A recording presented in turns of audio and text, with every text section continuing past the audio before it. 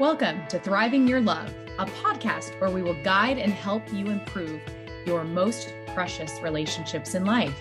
This podcast is produced and hosted by certified emotionally focused therapist Claudio Vargas Silva, licensed marriage and family therapist, and Tricia Kim Walsh, also licensed marriage and family therapist. Welcome back, viewers and listeners, to Thriving Your Love. It's Trish and Claudio here today, and we have a really universal topic, a topic that definitely I hear in the room with my clients, especially my new parents that are going through the phases of discipline, Claudio. And because we're family therapists, we do see how in this process of showing love, how parents can, with good intentions, create a lot of pain in their interactions with their children when they try to establish authority. So today's topic is called the true meaning of authority. So I'm so glad that we're talking about this. And I think this comes at a point where, as we are on summer break for our parents, they are probably, as we speak, navigating how do they show and receive respect in a respectful way, Claudio. Yes, Tricia. Something that I want everyone who is listening to us now to think about this. When you think of authority, what is that you have in mind? Like, for example, imagine yourself having authority. Can you imagine your body language, how you'd look like, how would be your voice, what you would say? Because what I have noticed, Tricia, is that when people think about authority, they confuse that with harshness, with being, for example, serious, talking like loud, giving orders. People can't imagine the possibility of being loving, kind, respectful, not talking down, but actually talking as if the other person is equal. So people generally think, if I talk like that to my children, if I talk like that to someone who has hurt me, if I want to set some boundary with someone, I am kind, I'm respectful, I am loving, maybe even affectionate, people are gonna laugh at me. My children will just make fun of me. They're not gonna obey me. They're not gonna respect me. I have to look serious. I have to be harsh. I have to talk loud. I have to shout orders. Otherwise, I'm not gonna get what I want. So that is something that many people unconsciously think that way. And sometimes, Trisha, it also comes with the way that we were raised, Yes. things that were passed on to us or passed down to us, right? And we believe that. Right. Exercise that's helpful for me, Claudio, when I think about authority is who taught me how to receive respect. I received that from the adults who raised me. And often, in efforts for them to show me how to be a good person in the world, or if I was experiencing consequences for bad behavior, my family, my teachers, my mentors wanted me to feel regret and remorse and submit my power to them of I am wrong and you are right. But the moments that I really felt responsible for the harm I created was from a place of compassion. And what we call that is authoritative parenting. Is often we know, not always, that we've done something wrong, whether it's as a partner, as a friend, even as an employee. I mean,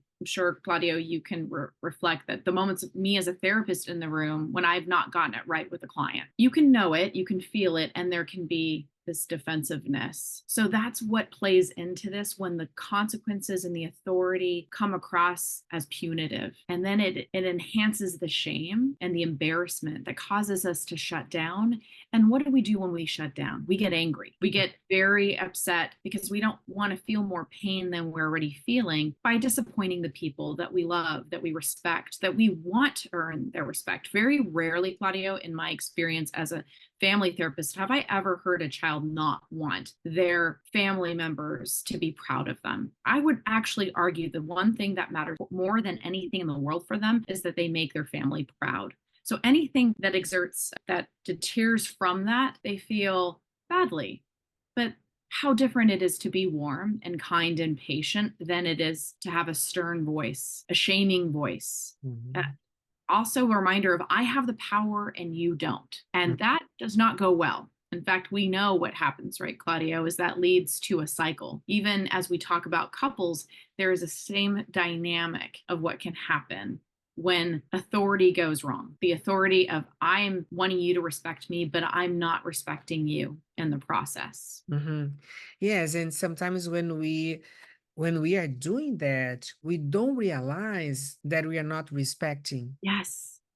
because we want to get the respect, but we are not sending the respect, but we are not aware that we are doing that. You used some words really important because you said shaming, embarrassing. You also spoke about power because this authority that is actually putting down, it's humiliating in some. Mm, And if the person feels humiliated, the person might even do something for fear, but there will be a resentment inside, and there will be a desire to get back, to revenge. And the revenge would be not to comply, not to do what we need or what we want the person to do. I'm just going to give an example because sometimes it's good for us to see true examples. Let's imagine that we have a child who has just come home, entered with their shoes, and we want the child to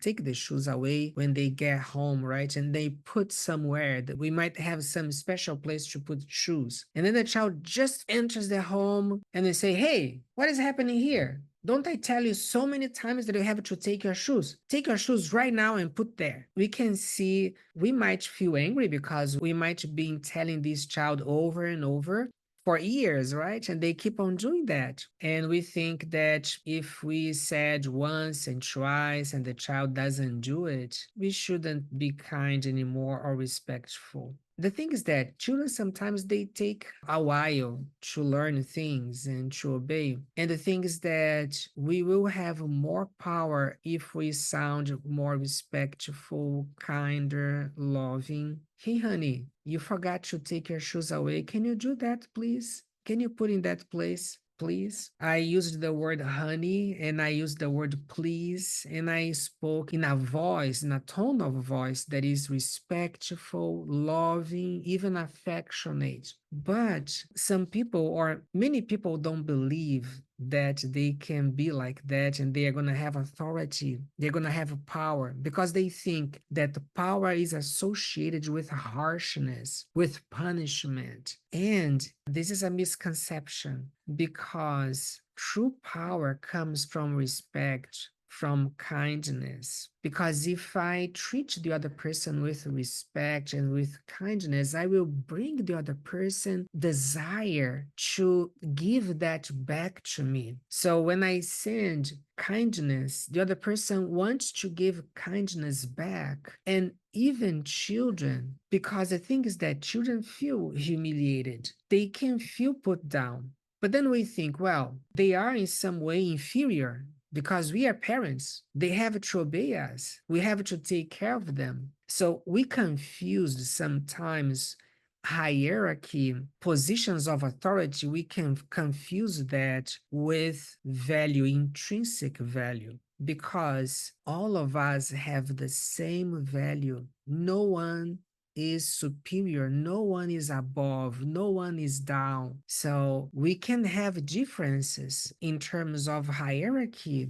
but we always need to show people who are in a lower position of hierarchy, we can always send a message: we are equal in value. You are as important as I am, and you deserve respect the same way I deserve. And I respect you, even though the hierarchical position is of superiority. You still deserve my respect, and we are equal in that way. Right, Claudio. The good news that we're really emphasizing is that you can, as a parent, receive the respect that you're seeking when you demonstrate respect.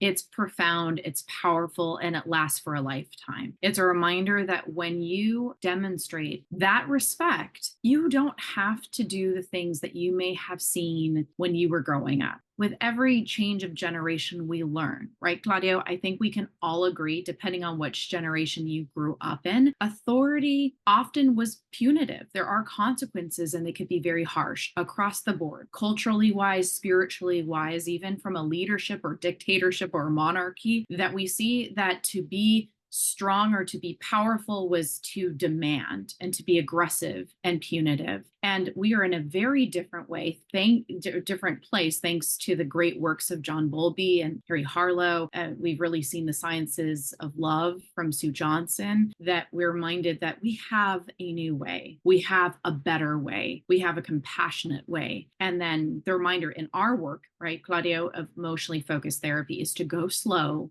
is to go fast. And that means in the moments that your child may be coming home from school because they're so excited, they got an A+ on their test, or they have some exciting news, they may have just forgot. They may have just thrown their shoes out. And keep in mind, depending on age, we want to know developmentally that children, out of enthusiasm, even teenagers, can forget. We can forget, right, Claudia? There are many times that I've forgotten, sometimes when I'm in a hurry and we are a household that does take our shoes off because I'm Korean identified, and we want to keep our home tidy and clean. And we know we're bringing debris from the house, from outside. So without getting into detail, Claudia, what a great example is to do something different by being calm and patient, even if inside of us we're feeling upset. How many times have I told you not to do this? And here you are disobeying me. And you may be coming from a place that where in your life have you been disrespected in systems that oppress you, that make you feel small, that the one place in your home you refuse to be treated as small, that you need to exert that authority. And we're reminding how different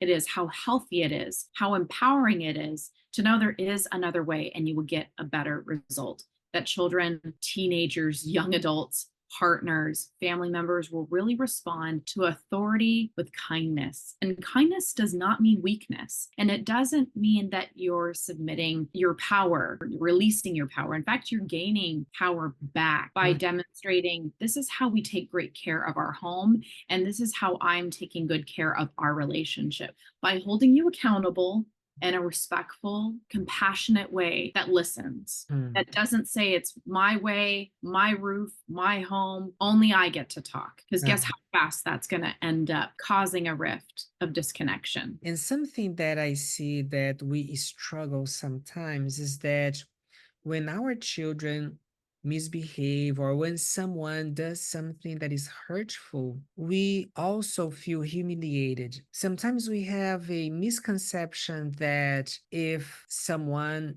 does the opposite of what we want that person to do, that person is intentionally trying to put us down. And we have this impression, like unconscious impression, that we have been humiliated because we didn't get our way. And then I see that sometimes what we are trying to do is trying to get our value back, our sense of importance. And we think that by getting that back is being harsh, or we talk down, as I was saying. It is almost as I was saying, you're trying to put me down, but I'm going to show you my value. But when we do that, we unintentionally also, we are showing superiority or putting the other person down. This is subtle that sometimes we don't realize, but when we are harsh, when we are demanding, when we shout orders, we don't realize sometimes that we are trying to assert our value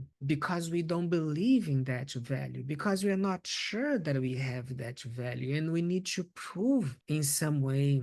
But when we do that, we are causing the other person to feel what we are feeling. And we don't want anyone to feel down, inferior, disrespected, devalued, humiliated. We are always, in our conversations, in our dealings with people, we are always sending a message that we are equal and you are as important as I am. I don't want to put you down. I don't want to disrespect you. I need you to comply. I need you to do something. It's important that you do that, but I am not making that request because I am above you and you have to do what I want because I am your superior in value. We are the same. And that is what actually goes with respect and true authority. True authority is an authority that we are sending a message of equalness and that we are showing respect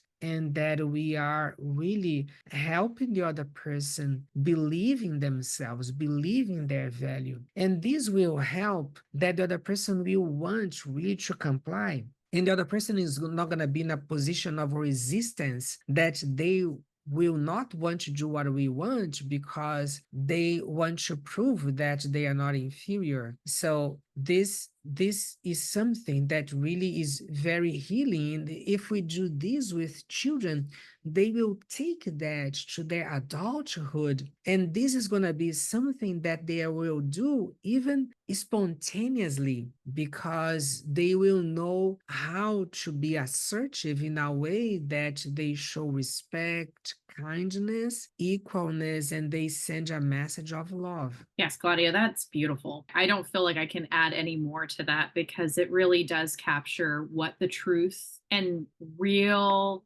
positive change toward parenting that's transformative to Mm. helping your child thrive. We're thriving your love with our couples, but today we're talking about thriving your love with your child, with your children. And that will transform not only them, but it will transform you, right? As we're coming from a place of fear of losing our authority and losing our respect. How powerful you're naming that this comes from a lesson of love is that is not the only option you have. That is one of the options you have.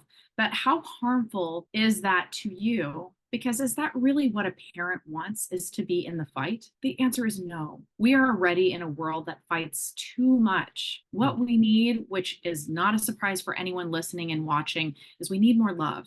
So how powerful that we transform parenting with authority and love. Thank you, Claudia, for bringing up this topic. I know we could probably speak for hours on this because we love these topics. We love helping our parents feel empowered. And I'm so grateful, once again, you found another great topic for us to speak about today. Thank you so much for tuning in with us today. We hope you'll join us soon again for our next episode of Thriving Your Love.